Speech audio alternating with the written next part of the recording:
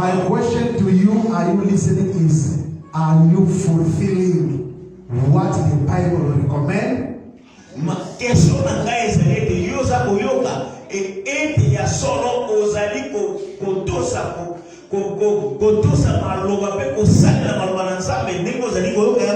That is how you're going to tell me, amen, I'm listening. If you are fulfilling what the Bible are recommending, don't just say, amen, I'm listening. That is listening to pastor speaking, yes. But my question, are you listening on what I say? Is to fulfill the message of God that is asking you to do.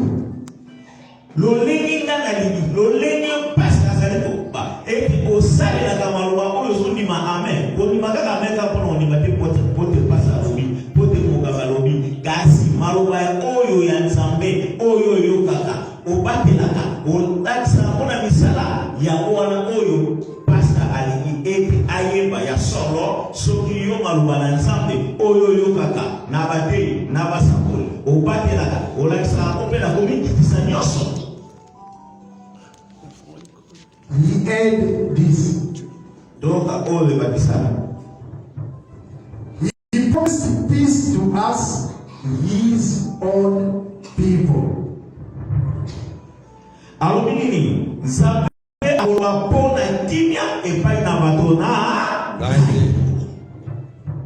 Who is his people? Amen. Who is his people? Because he says he promised peace.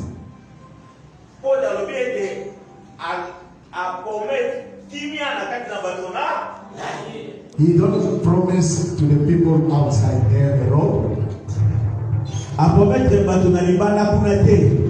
He don't promise those who go to occult churches.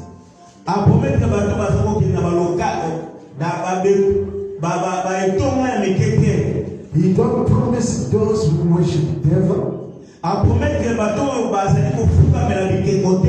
But he promised his own people.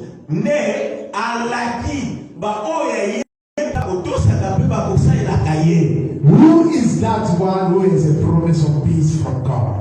What banani wana oyo nzambe apomete kimya na kati na babo. Who is that? Banani wana. Who is it?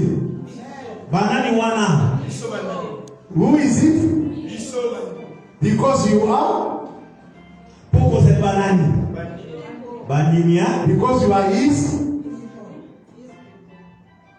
Amen. Amen. Clap for Jesus. He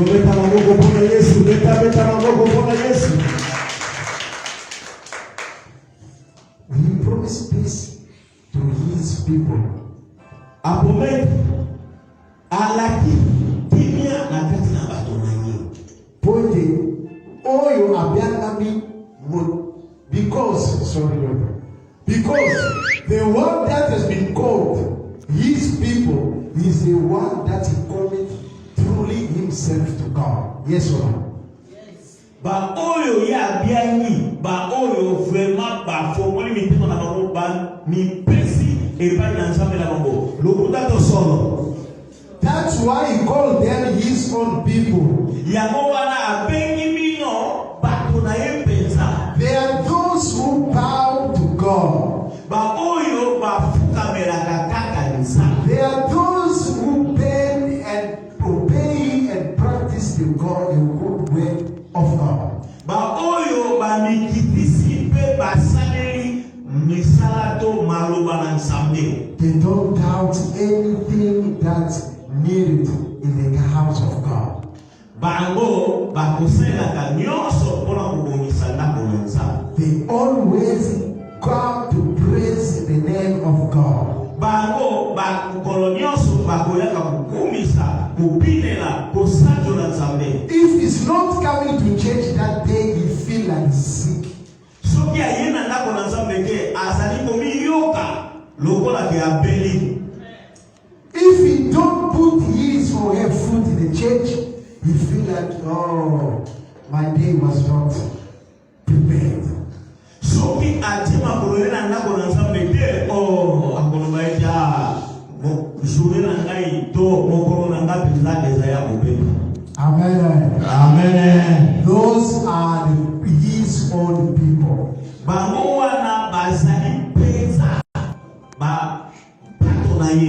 Amen. Outside there where they live, they preach the word of God.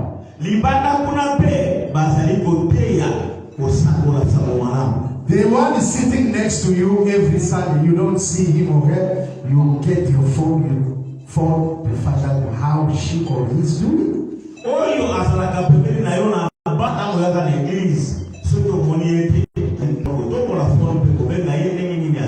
Because you are one of God's people. You have to practice and do what God recommended.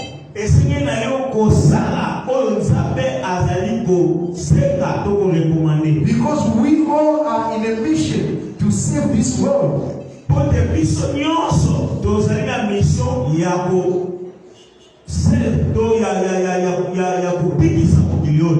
But some of us, they are not those who call the people of God. But they worried for their own problems. God is not answering me. My answer is still waiting.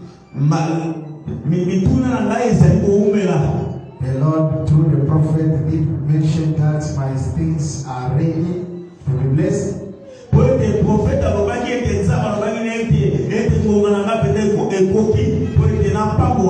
But until now, nothing. I did sacrifice a lamb, I give a lamb for my problem.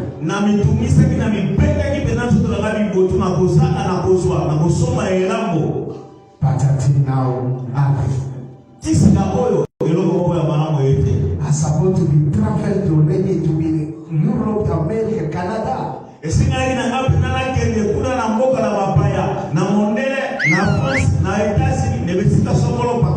But until now, no, nothing happening.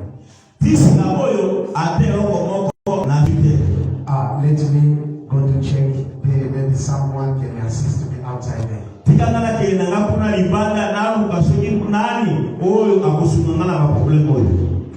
You are not these people. Because you are really, what can I say? You are very weak on your faithfulness.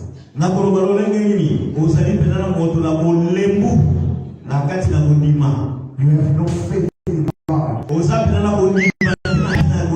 You don't trust the prophecy of God. The person who don't listen and do what God recommends, they are always get to a town. If you don't do what God recommends, you'll go down.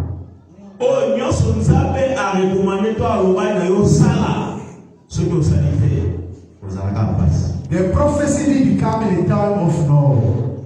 Prophecy.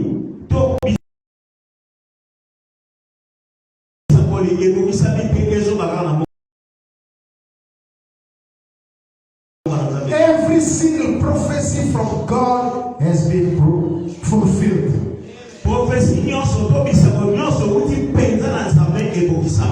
Amen. Amen. Amen. Amen. Nobody else from Clap for Jesus Christ. Clap for Jesus Christ. The prophecy came from Noah because he was a prophet.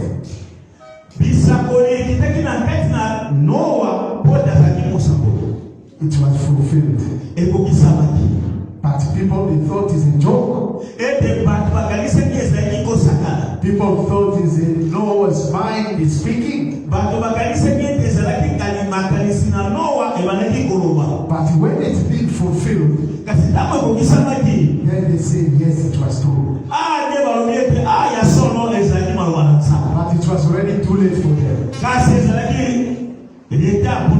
Because they wouldn't now get to the point to say, yes, the prophecy, let me obey it.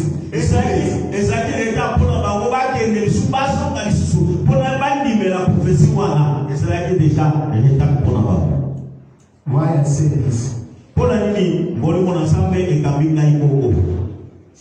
Because many of you, when they prophesize you,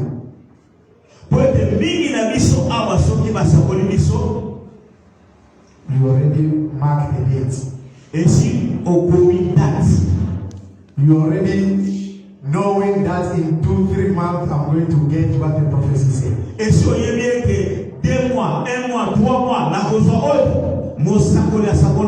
You calculating God's mind. You think you and God you can work out together in timing.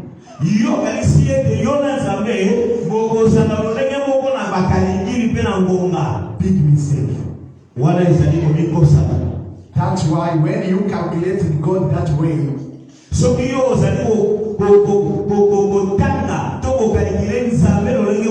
even if it's supposed to happen the way you calculate it, if it means that way, God will prolong it. Because God cannot make your mind to be combined the same thing like His.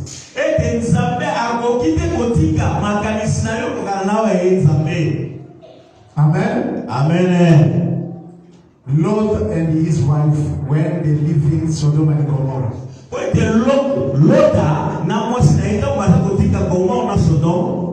the prophecy did come. The angel says, you live in this land,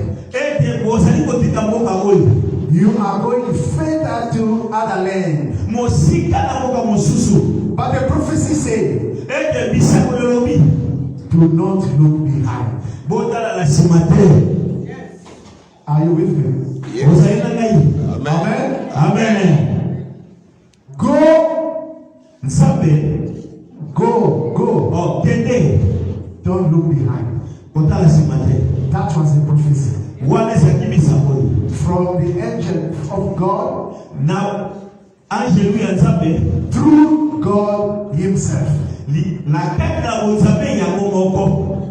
But if you are the listener of the word of God, if you are His people, are you going to look behind? But the wife didn't look behind. She thought, well, nothing will happen. They just said to us, we must not look behind. But when they walking Lot and she and the daughters,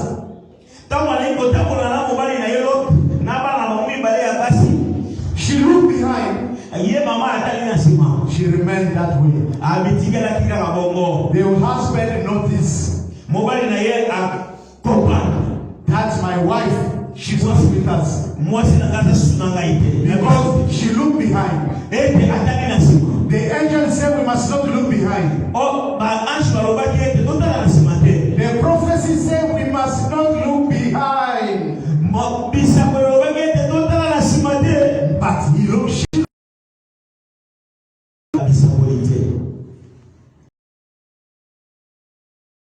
The person who God is saying, I am listening to God because He promised to me I'm His people, is the one that obey and listen and practice, do as the Lord asks to do.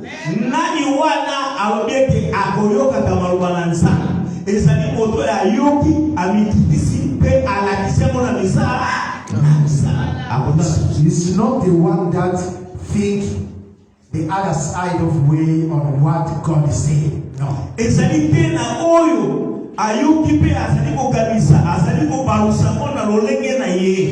Amen. Amen. Amen. Amen. Amen. Careful, Jesus.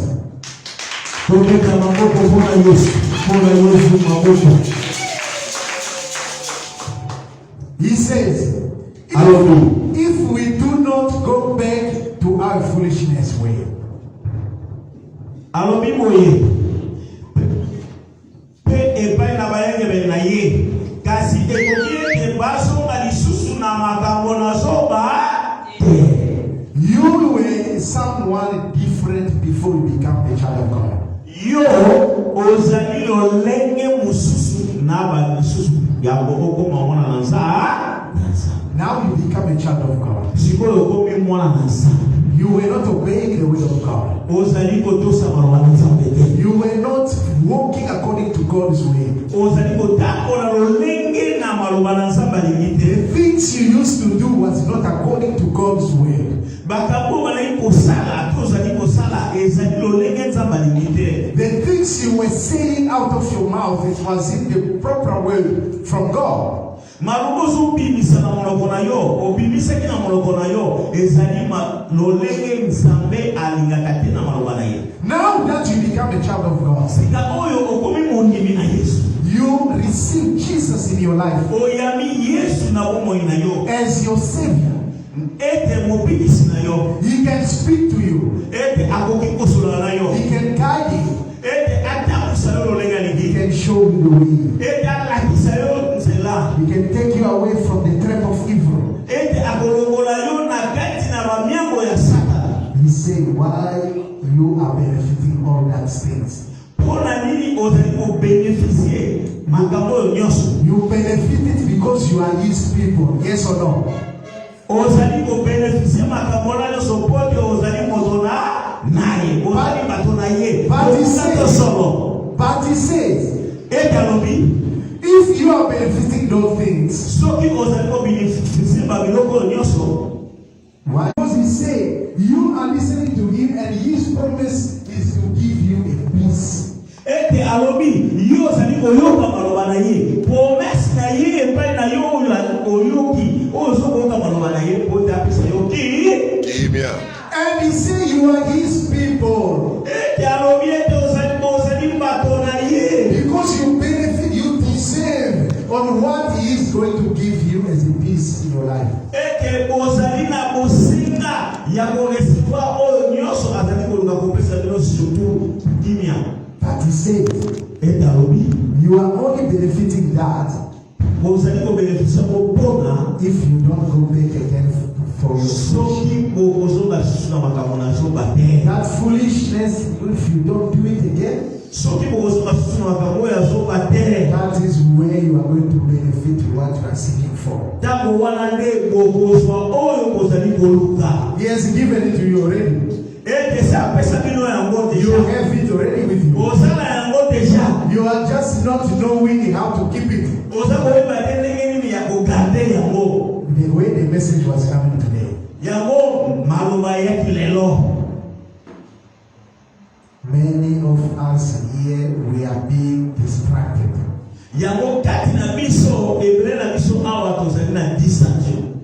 The Lord is showing every day in the sacristy. The children of God are happy. Here, Thursday night in the prayer, midnight prayer, the servant was here. You know we are here for 3 weeks. This week finished the second week. Thursday God shows here. One mama, she's really wearing, looking nice, full of gold in the body, dancing, greeting people, being so joyful.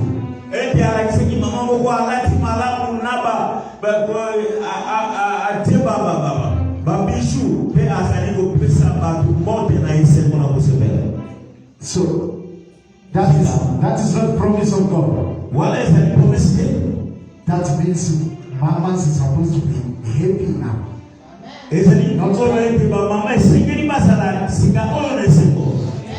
But that happiness is not outside there. It's here. This is the storeroom. This is the depot. This is a warehouse. This is small. Everything you want outside there, you get it in here because your Savior has everything.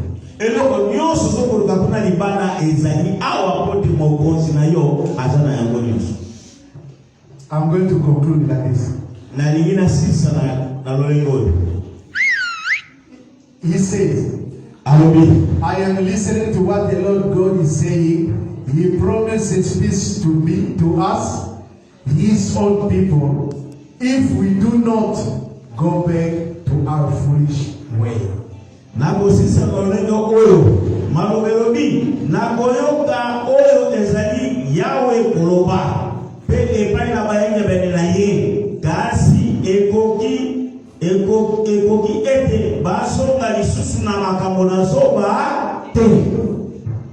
The Lord come to tell you something very important for you to catch.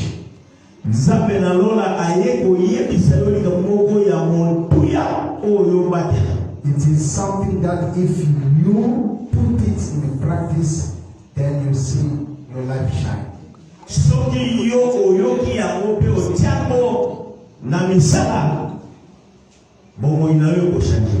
Amen. Amen. He said, because you are listening to Him, He promised to you peace. Because you are His people. But the end of this word, what He said? You benefiting all that things only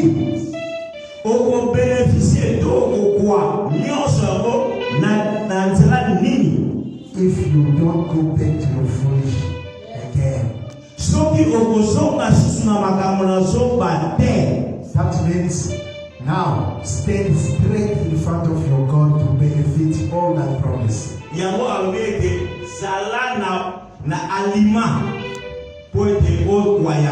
Stop left and right. Stand straight.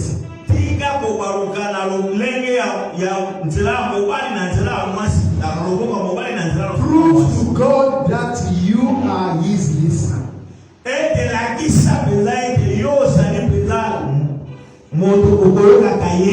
You are His people. God will never deceive you. Because He never lied to any man. He always fulfilled to His promises. He is the only man who never changed the law.